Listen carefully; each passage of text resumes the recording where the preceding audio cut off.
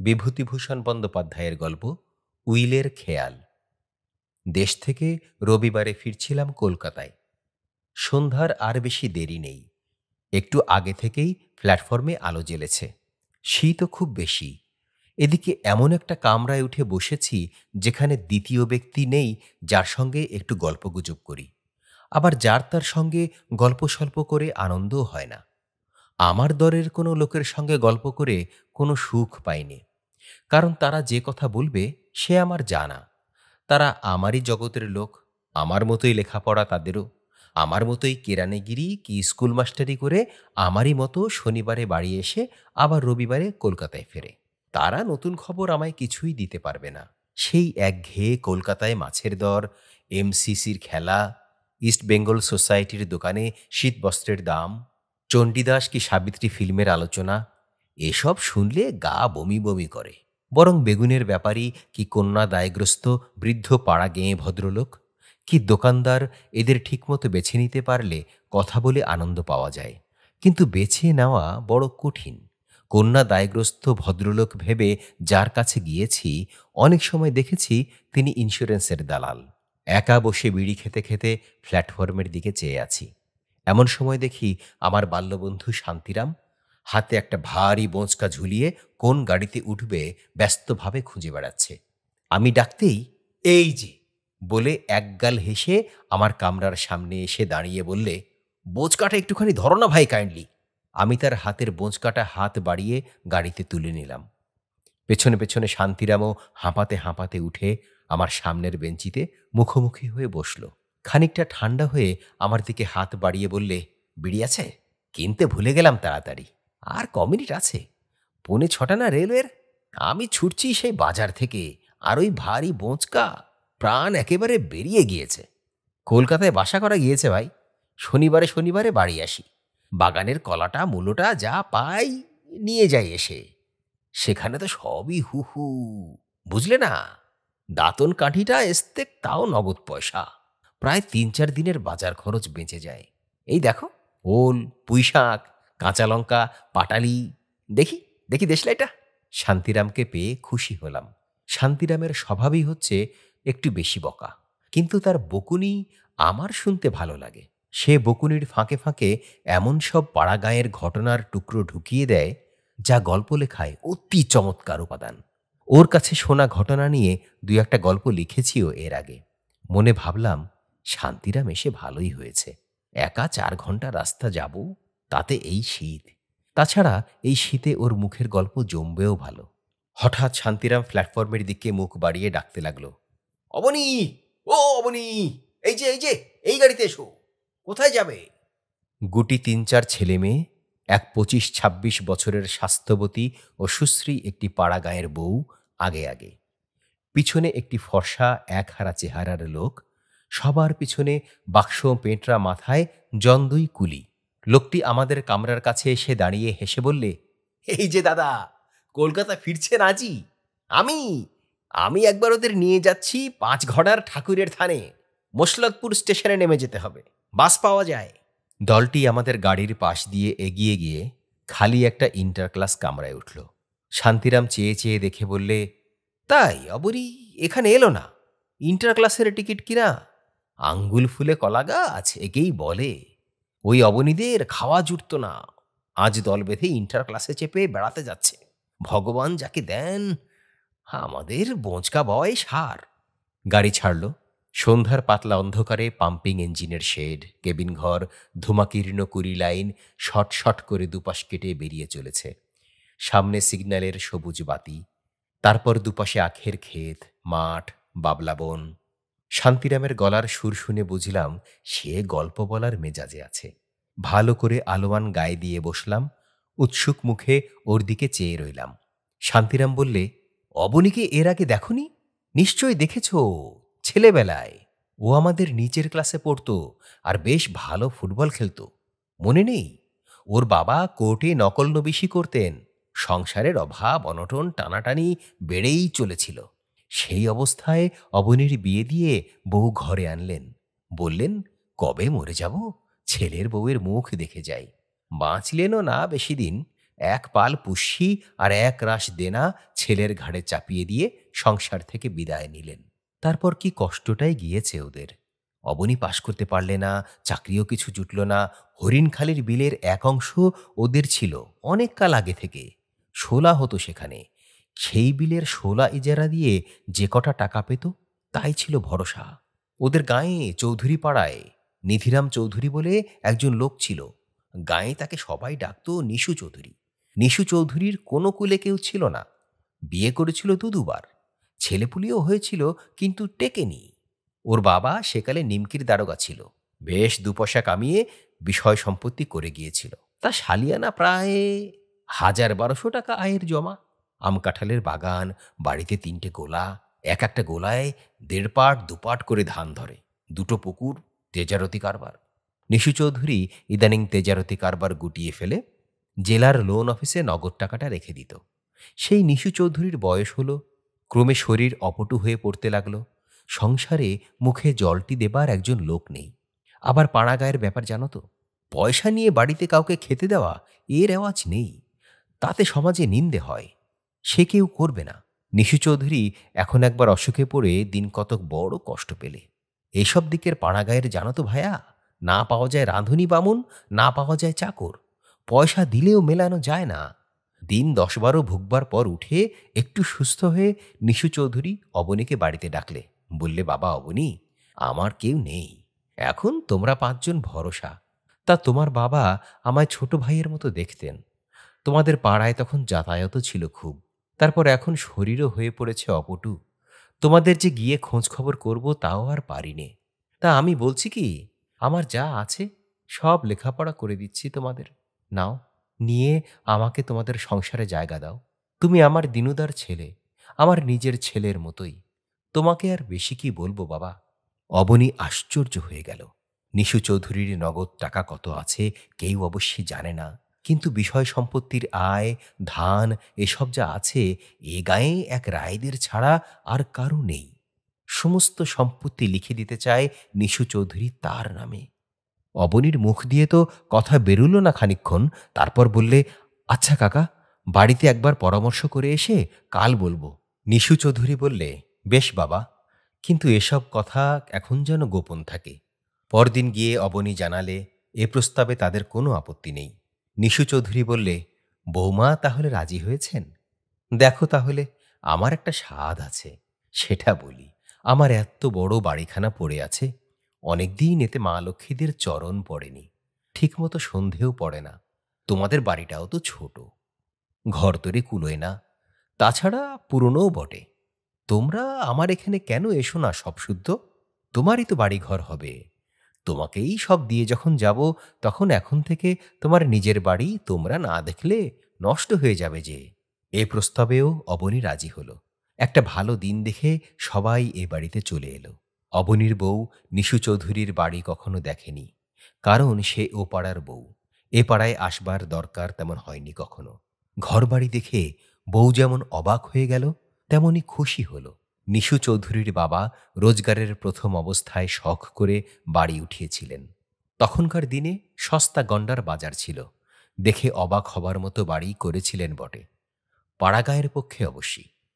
কলকাতার কথা ছেড়ে দাও, মস্ত দোতলা বাড়ি, উপরে নিচে বড় বড় ৭-৮খানা ঘর, বারান্দা, প্রকাণ্ড ছাদ, শান বাঁধানো উঠোন, ভেতর বাড়িতেই পাকা রান্নাঘর, ইদারা, বাইরে প্রকাণ্ড বৈঠকখানা, বাড়ির পেছনে ফলের বাগান, ছোট একটা পুকুর, বাঁধানো ঘাট। পাড়াগাঁয়ে সম্পন্ন গেরস্ত বাড়ি যেমন হয়ে থাকে। ওরা বাড়িতে উঠে এসে জাঁকিয়ে সত্যনারায়ণের পুজো দিলে, লোকজন খাওয়ালে, লক্ষ্মী পুজো করলে। সবাই বললে, অবনীর বউয়ের পয় আছে, নইলে অমন বিষয় সম্পত্তি পাওয়া কি সোজা কথা আজকালকার বাজারে? আবার অনেকেরই চোখ টাটালো। এসব হলো গিয়ে ও বছর ফাগুন মাসের কথা। গত বছর বৈশাখ মাসে নিশু চৌধুরী মারা গেল। জ্বর হয়েছিল। অবনী ভালো ভালো ডাক্তার দেখালে, খুলনা থেকে নৃপেন ডাক্তারকে নিয়ে এলো। বিস্তর পয়সা খরচ করলে, অবনীর বউ মেয়ের মতো সেবা করলে, কিন্তু কিছুতেই কিছু হলো না। অবনী বৃষৎসর্গ শ্রাদ্ধ করলে খুব ঘটা করে, সমাজ খাওয়ালে। তা সবাই বললে দেখে শুনে যে নিজের ছেলে থাকলে নিশু চৌধুরীর সেও এর বেশি আর কিছু করতে পারত না। তারপর এখন ওরাই সম্পত্তির মালিক। অবনী নিজেই খাটিয়ে ছেলে, কোনো নেশাভাং করে না, অতি সৎ। কাজেই বিষয় উড়িয়ে দেবে সে ভয় নেই, দেখে শুনে খাবার ক্ষমতা আছে।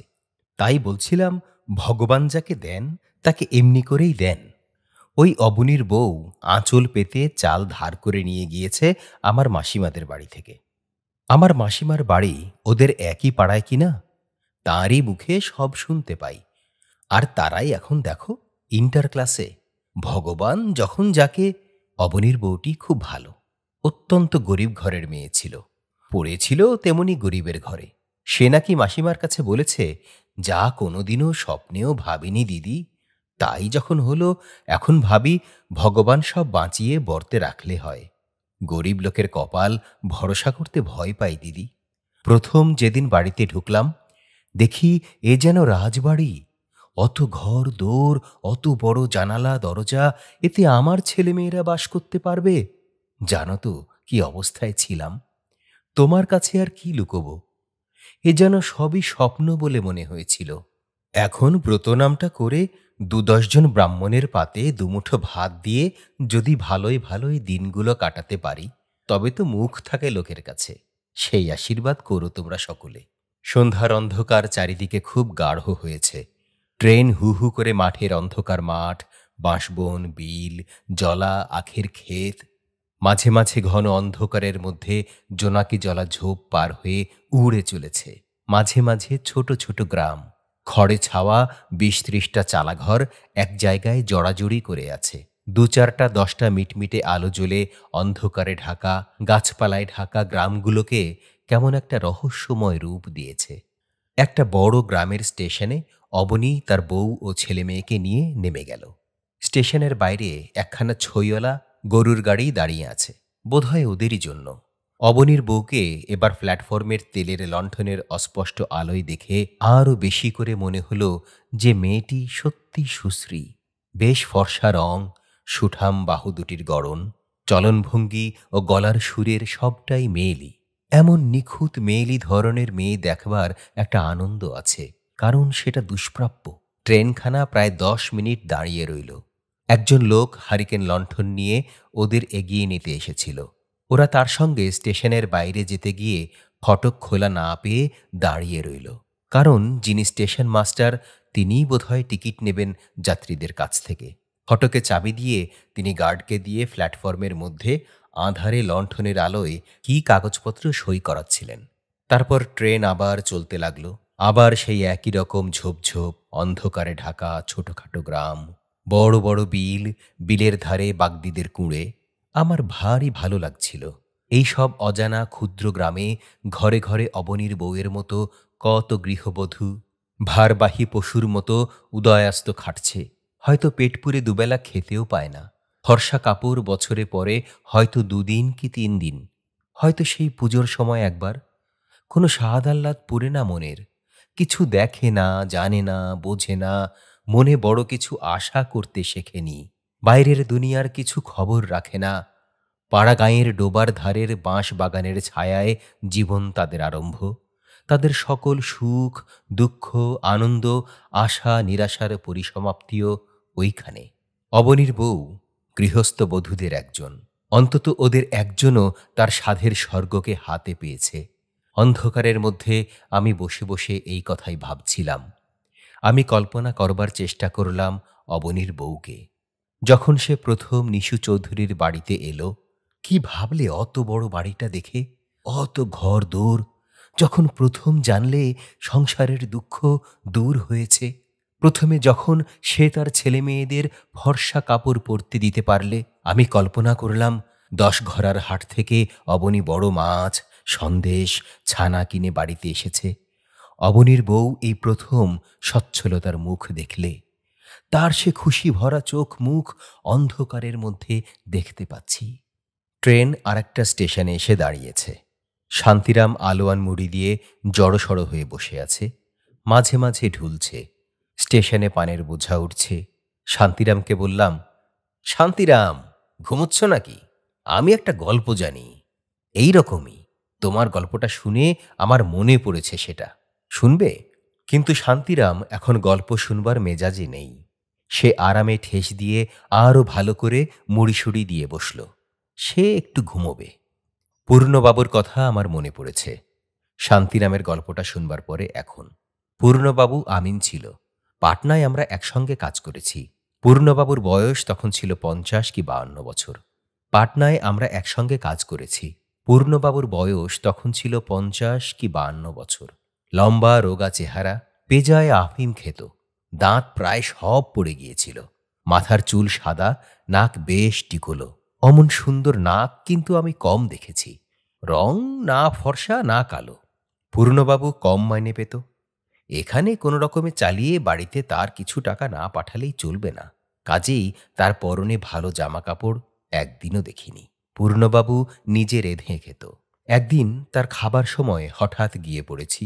দেখি পূর্ণবাবু খাচ্ছে শুধু ভাত। কোনো তরকারি কি শাক কি আলু ভাতে কিছু না, কেবল একতাল সবুজ পাতালতা বাটা ওষুধের মতো দেখতে কি একটা দ্রব্য ভাতের সঙ্গে মেখে নিয়ে খাচ্ছে। জিজ্ঞাসা করে জানলাম সবুজ রঙের দ্রব্যটা কাঁচা নিম পাতা বাটা। পূর্ণবাবু একটা অপ্রভৃতের সুরে বললেন, নিম পাতা বাটা এত উপকারী, বিশেষ করে লিভারের পক্ষে। ভাত দিয়ে মেখে যদি খাওয়া যায়, আমি আজ ২ বছর ধরে আগে আগে দেখবেন খেয়ে শরীর বড় ঠান্ডা। তাছাড়া কি জানেন, লোভ যত বাড়াবেন ততই বাড়বে। উপকারী দ্রব্য তো অনেকই আছে। ডাল ঝোলের বদলে কুইনাইন মিক্সচার ভাতের সঙ্গে মেখে দুবেলা খাওয়ার অভ্যেস করতে পারলে দেশের ম্যালেরিয়া সমস্যার একটা সুসমাধান হয়, তাও স্বীকার করি। কিন্তু জীবনে বড় বড় উপদেশগুলো চিরকাল লঙ্ঘন করে চলে এসে এসে আজ নীতি ও স্বাস্থ্য পালন সম্বন্ধে এত বড় একটা সজীব আদর্শ চোখের সামনে দেখতে পেয়ে খানিকক্ষণের জন্য নির্বাক হয়ে গেলাম। আর একদিন দুদিন নয়, ২ বছর ধরে চলছে এ ব্যাপার। একদিন পূর্ণবাবু নিজের জীবনের অনেক কথা বললেন। কলকাতায় তাঁদের বাড়ি ভবানীপুরে। তাঁর একজন পিসিমা আছেন, একটু দূর সম্পর্কের। সেই পিসিমার মৃত্যুর পরে তাঁর সম্পত্তির উত্তরাধিকারী হবেন পূর্ণবাবু। কিন্তু পিসিমা মরিমরি করছেন আজ ৩০-৩৫ বছর। পূর্ণবাবুর বিবাহ হয় বাগবাজারের সম্ভ্রান্ত বংশের মেয়ের সঙ্গে। তবে তখন তাদের অবস্থা খুব ভালো ছিল না। পূর্ণবাবুদের পৈতৃক বাড়িও নেই কলকাতায়। ভবানীপুরে খুব আগে নাকি প্রকাণ্ড বাড়ি পুকুর ছিল। এখন তাদের ২ পুরুষ ভাড়াটে বাড়িতে থাকে। পূর্ণবাবুর ১৮-১৯ বছর বয়সে পিতৃবিয়োগ হয়। তিনি ছেলের জন্য শুধু যে কিছু রেখে যাননি তা নয়, ছেলেটিকে লেখাপড়াও শেখাননি। কারণ তিনিও জানতেন এবং সবাই জানত যে তার দরকার নেই। অত বড় সম্পত্তির যে মালিক হবে দুদিন পরে, তার কি হবে লেখাপড়ায়? ছেলেটিও জ্ঞান হওয়া পর্যন্ত তাই জানত বলে লেখাপড়া শেখবার কোনো চেষ্টাও ছিল না। পূর্ণবাবুর শ্বশুরও তাই ভেবে মেয়েকে ওই গরিব ঘরে বিয়ে দিয়েছিলেন। পূর্ণবাবুর বাবা তো মারা গেলেন। পূর্ণবাবুর ঘাড়ে রেখে গেলেন সংসার, নববিবাহিত পুত্রবধূ, অল্প কিছু দেনা। কিন্তু পূর্ণবাবুর ক্রেডিট তখন পুরো মাত্রায়। কি বাজারে কি বন্ধু মহলে টাকা হাত পাতলেই পাওয়া যায়। ধারে দোকানে জিনিস পাওয়া যায়, নিত্য নতুন বন্ধু জোটে। পূর্ণবাবু খুশি, পূর্ণবাবুর তরুণী বউ খুশি, আত্মীয় স্বজন খুশি, বন্ধু বান্ধব খুশি। কারণ সবাই জানে বুড়ি আর কদিন, না হয় মেরে কেটে আর ৫টা বছর। অবশ্যই পূর্ণবাবুর তখন বয়স অনেক কম। সংসারে কিছুই বোঝেন না, জানেন না। মনে উৎসাহ, আশা অদম্য। আনন্দের উৎস, চোখের সামনে দীপ্ত রঙিন ভবিষ্যৎ। যে ভবিষ্যতের সম্বন্ধে কোনো সন্দেহের অবকাশ নেই, আশঙ্কা নেই, যা একদিন হাতের মুঠোয় ধরা দেবেই। এই অবস্থায় যে যা বুঝিয়েছে পূর্ণবাবু তাই বুঝেছেন। টাকাকড়ি ধার করে দুহাতে উড়িয়েছেন, বন্ধু বান্ধবদের সাহায্য করেছেন, ধারে যতদিন এবং যতটা নবাবি করা চলে বাকি রাখেননি। কিন্তু ক্রমে বছর যেতে লাগল। ২-৩ বছর পরে আর ধার মেলে না। সকলেই হাত গুটিয়ে ফেললে। পাওনাদারের যাতায়াত শুরু হলো এই জন্যে। আরও বিশেষ করে পূর্ণবাবু বাজারে ক্রেডিট হারিয়ে ফেললেন যে সবাই দেখলে পূর্ণবাবুর পিসিমা ওদের আদৌ বাড়িতে ডাকেন না। পূর্ণবাবুকেও না, পূর্ণবাবুর বউ ছেলে মেয়ে কাউকে না। পিসিমার কাছে খাতির পেলে বাজারেও পূর্ণবাবুর খাতির থাকত। অনেকে বলতে লাগলো পূর্ণবাবুর পিসিমা ওদের দেখতে পারে না, সমস্ত সম্পত্তি হয়তো দেবোত্তর করে দিয়ে যাবে। একটি পয়সাও দেবে না ওদের। পূর্ণবাবুর পিসিমার বিশ্বাস যে এরা তাকে বিষ খাইয়ে মারবে। যত বয়স হচ্ছে এ বিশ্বাস আরও দিন দিন বাড়ছে। এতে করে হয়েছে এই যে পূর্ণবাবুর কি পূর্ণবাবুর স্ত্রীর কি পূর্ণবাবুর ছেলেমেয়ের পিসিমার বাড়ির ত্রিসীমানায় ঘেঁষবার জো নেই। কাজেই অত বড় সম্পত্তির উত্তরাধিকারী হয়েও পূর্ণবাবু আজ ৩০ টাকা মাইনের আমিনগিরি করছেন। আমি পূর্ণবাবুর এ গল্প বিশ্বাস করিনি, কিন্তু সেটেলমেন্ট ক্যাম্পে আমরা একসঙ্গে ১.৫ বছরের উপরে ছিলাম। এই ১.৫ বছরের প্রায় প্রতিদিনই সন্ধ্যায় কি রাত্রে একসঙ্গে বসবার সুযোগ হলেই পূর্ণবাবু আমায় তার পিসিমার সম্পত্তির গল্প করতেন।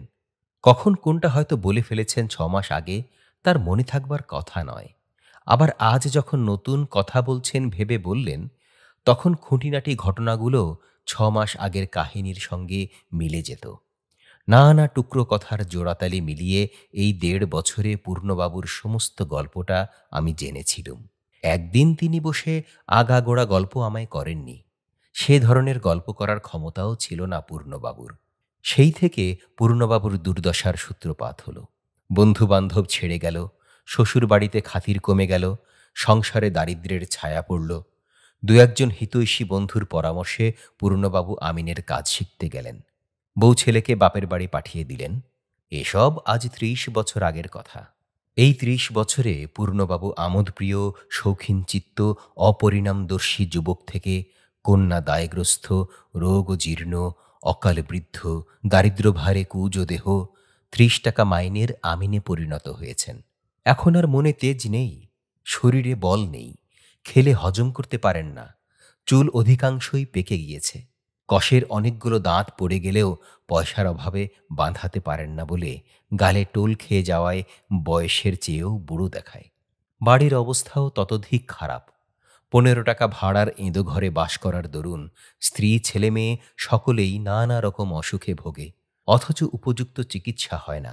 ৩টি মেয়ের বিয়েতে পূর্ণবাবু একেবারে সর্বশান্ত হয়ে গিয়েছেন, অথচ মেয়ে ৩টির প্রথম ২টি ঘোর অপাত্রে পড়েছে। বড় জামাই বউবাজারে দর্জির দোকান করে, ঘোর মাতাল, কুচরিত্র, বাড়িতে স্ত্রীকে মারপিট করে প্রায়ই, তবুও সেখানে মেয়েকে মুখ গুজে পড়ে থাকতে হয়।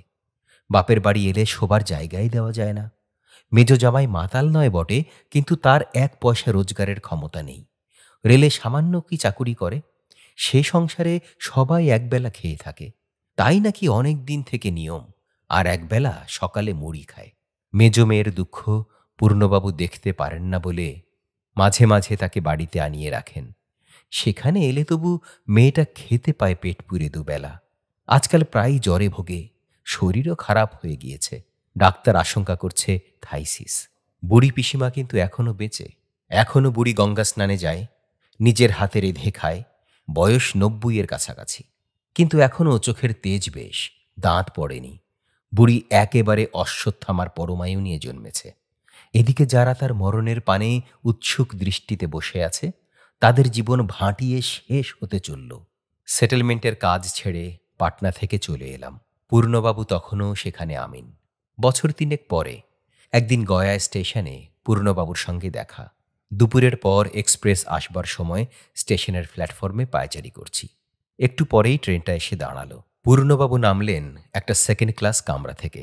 অন্য কামরা থেকে দুজন দারোয়ান নেমে এসে জিনিসপত্রের তদারকে ব্যস্ত হয়ে পড়ল। আমি অবাক হয়ে চেয়ে রইলাম। পূর্ণবাবুর পরনে দামি কাঁচি ধুতি, গায়ে সাদা সিল্কের পাঞ্জাবি, তার উপর জমকালো পাড় ও কলকাতার শাল, পায়ে প্যারিস গার্টার আঁটা সিল্কের মোজা ও পামশু, চোখে সোনার চশমা, হাতে সোনার ব্যান্ডওয়ালা হাতঘড়ি। আমি গিয়ে আলাপ করলাম। পূর্ণবাবু আমায় চিনতে পেরে বললেন, এই যে রামরতন বাবু, ভালো আছেন? তারপর এখন কোথায়? আমি বললাম, আমি এখানে চেঞ্জে এসেছি মাস ৩। আপনি এদিকে তার অদ্ভুত বেশভূষার দিকে চেয়ে আমি কেমন হয়ে গিয়েছিলাম। পূর্ণবাবুকে এ বেশে দেখতে আমি অভ্যস্ত নই। আমার কাছে সুতির ময়লা চিট সোয়েটার ও সবুজ আলোয়ান গায়ে পূর্ণবাবু বেশি বাস্তব। তাছাড়া ৫৪-৫৫ বছরের বৃদ্ধের এ কি বেশ! কি ব্যাপারটা ঘটেছে তা অবশ্য পূর্ণবাবু বলার আগেই আমি বুঝতে পেরেছিলাম। জিনিসপত্র গুছিয়ে পূর্ণবাবু ওয়েটিং রুমে ঢুকলেন। তিনি সাউথ বিহার লাইনের গাড়িতে যাবেন। গাড়ির এখনো 2 ঘন্টা দেরি। একজন দারোয়ানকে ডেকে বললেন, গোপাল সিং, এখানে ভালো সিগারেট পাওয়া যায় কিনা দেখে এসো, নইলে কাঁচি নিয়ে এসো 1 বাক্স। আমায় বললেন, উহ, অনেক দিন পরে আপনার সঙ্গে দেখা। আর বলেন কেন, বিষয় থাকলেই হাঙ্গামা আছে। সামনে আসছে জানুয়ারি কিস্তি, তহসিলদার বেটা এখনো 1 পয়সা পাঠায়নি। লিখেছে এবার নাকি কলাই ফসল সুবিধে হয়নি। তাই নিজে যাচ্ছি মহালে, মাসখানেক থাকবো। গাড়িটা এখানে আসে কটায়? ভালো কথা, এখানে টাইম টেবিল কিনতে পাওয়া যাবে? কিনতে ভুল হয়ে গেল হাওড়ায়। আমি জিজ্ঞেস করলাম, আপনার পিসিমা? দারোয়ান সিগারেট নিয়ে এলো।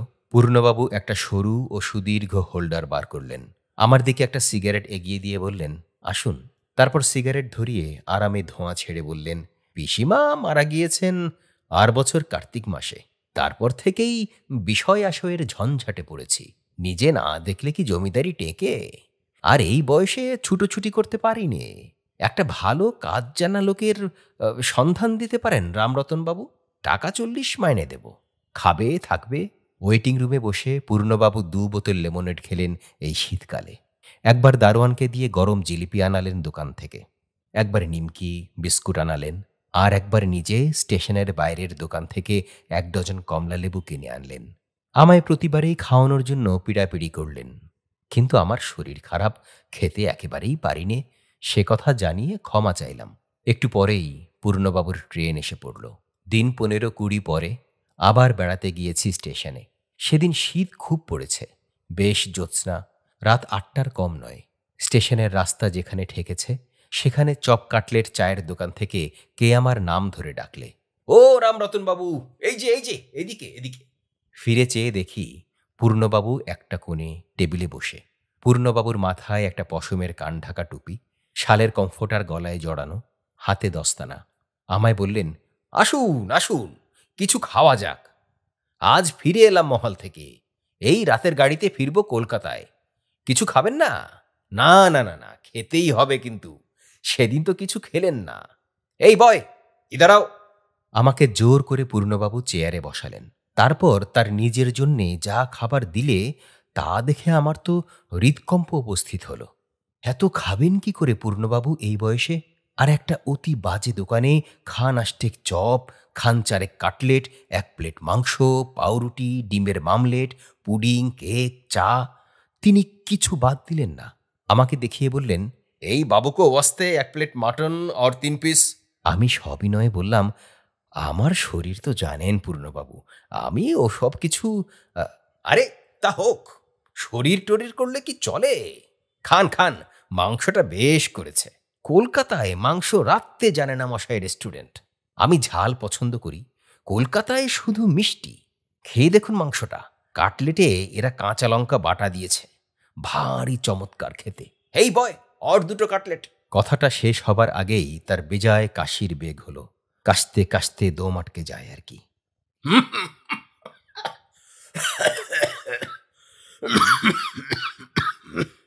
একটু সামলে বললেন, বড্ড ঠান্ডা লেগেছে মহলে, সেই জন্য বেশ একটু গরম চা চপ খেয়ে দেখবেন, ভারী চমৎকার চপ করেছে।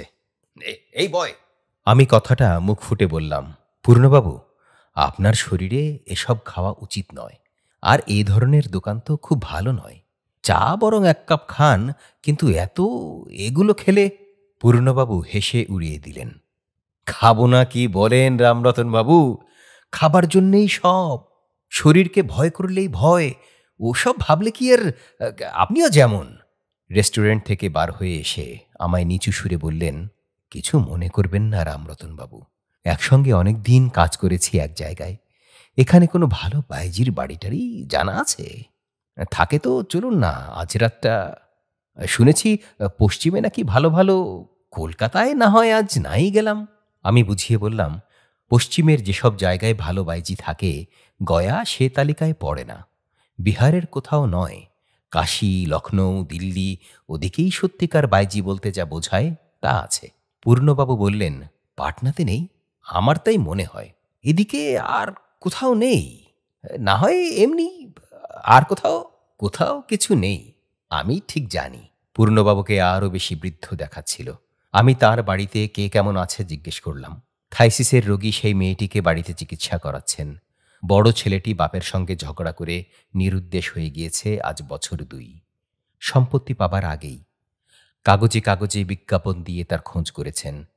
অনেকক্ষণ পর্যন্ত এসব গল্প শুনলাম বসে বসে। পূর্ণবাবু গল্পের মধ্যে আরও ২বার চা আনিয়ে খেলেন। ব্যাগ খুলে ওষুধ খেলেন ৩-৪ রকম। কোনোটা কবিরাজি, কোনোটা বিলেতি পেটেন্ট ওষুধ। ২ প্যাকেট সিগারেট শেষ করলেন। দেখলাম পূর্ণবাবু চিরবঞ্চিত জীবনের সর্বগ্রাসী তৃষ্ণার ভোগ লালসা মেটাতে উদ্যত হয়েছেন বিকারের রোগীর মতো। চারিধারে ঘনায়মান মৃত্যুর ছায়ার মধ্যে স্বল্পতৈল জীবনদীপের আলো যত সংকীর্ণ থেকে সংকীর্ণতর জ্যোতিবৃত্তের সৃষ্টি করছে, উনি ততই উন্মাদ আগ্রহে যেখানে যা পাবার আছে পেতে চান, যা নেবার আছে নিতে চান। জীবনে ওঁর যখন সুবৃষ্টি এলো, জল না পেয়ে তখন তা আধমরা। সেই এলো, কিন্তু এত দেরি করে ফেললে। আমায় বললেন, একটু কিছু বাড়াবাড়ি খেলেই ওষুধ খেয়ে রাখি, আর হজম করতে পারিনি এখন। আমাদের পাড়ায় আছে গদাধর কোবরেজ, খুব ভালো চিকিৎসে করে। ১ সপ্তাহর ওষুধ নেয় ২ টাকা। তারই কাছে ভাবছি এবার। পূর্ণবাবুর সেই নিমপাতা বাটা মেখে ভাত খাওয়ার কথা আমার মনে পড়ল। আরও মনে পড়ল পূর্ণবাবুর প্রথম জীবনের শৌখিনতার কথা। এখন তিনি বুঝেছেন আর বেশি দিন বাঁচবেন না। চিরবঞ্চিত জীবনের সর্বগ্রাসী তৃষ্ণায় ভোগ লালসা তার বিকারের রোগীর মতো অসংযত, অবুঝ। শান্তিরামকে গল্পটা বলবো ভাবছিলাম, কিন্তু সে দিব্যি নাক ডাকিয়ে ঘুমোচ্ছে।